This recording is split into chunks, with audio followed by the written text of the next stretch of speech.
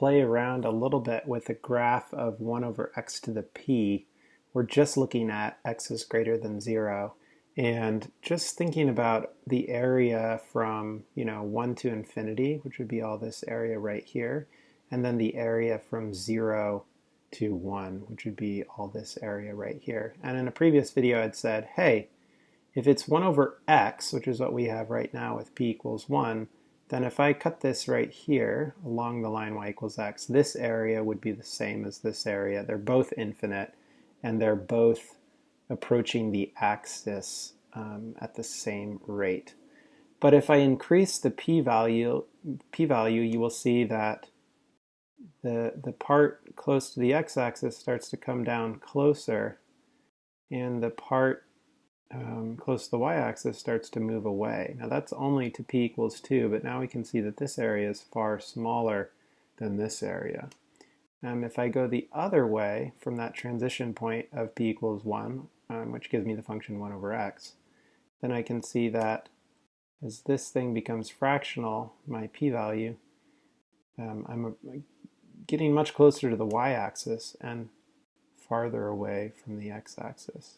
Very rapidly here because I'm getting very close to 0. And if p is 0, I would just get a straight line because that's basically just 1. So you can see that getting very, very close to the axis. So we'll just play it for a second here, and you can see that as p gets small, I get close to the y-axis. As it gets larger, I get close to the x-axis. And we could see if we increased our p-value to get to, say, 6, we could see that it gets very, very close to the x-axis, and so you really don't have a lot of area to find there.